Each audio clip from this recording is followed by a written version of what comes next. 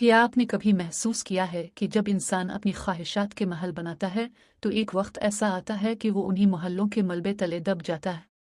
शहरजाद एक ऐसी कहानी है जहाँ मोहब्बत, गुरूर और रूहानियत एक साथ टकराते हैं और इंसान अपनी ज़ात के अंदर छुपा शहर पहचानता है।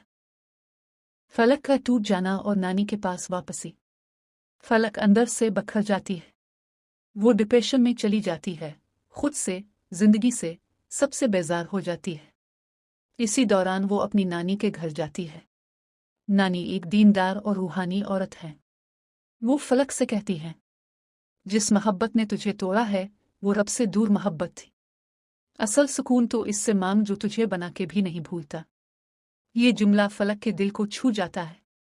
वो आहिस्ता आहिस्ता नमाज की तरफ आती है, दुआ में सुकून पाने लगती है और दुनियावी दुखों से ऊपर उठने की कोशिश करती है।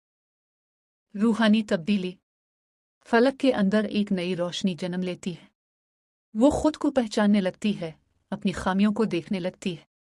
अब वो हुसैन होने पर नहीं, अच्छा इंसान बनने पर यकीन करती है।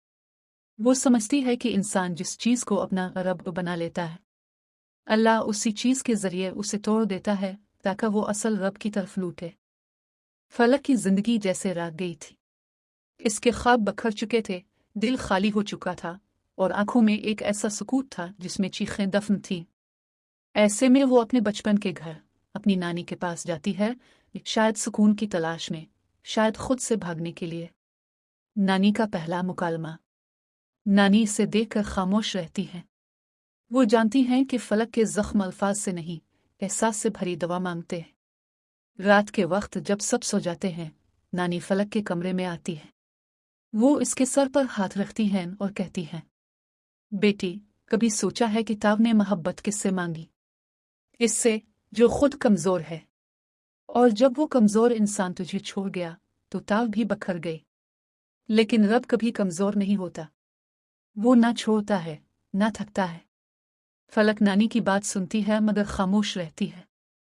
आंखों से आंसू बहते हैं, दिल में भौंचाल सा मचा है। नानी की नसीहत और दिल की बात। अगले दिन नानी फलक को अपने साथ नमाज पढ़ने बुलाती है। फलक खामोशी से बैठ जाती है, वो जानती नहीं कि दुआ कैसे मांगी जाती है। नानी कुरान खोलती हैं, चंद आयत पढ़ती हैं, फिर फलक से कहती हैं, फलक, देखिए किताब। ये सिर्फ पढ़ने के लिए नहीं, समझने के लिए है। रब कहता है, मैं तुम्हारी रिंजा से भी ज्यादा करीब हूं। फिर ताव क्यों दूर जा बैठी? फलक नानी की आंखों में देखती है। वो आंखें जो यकीन से भरी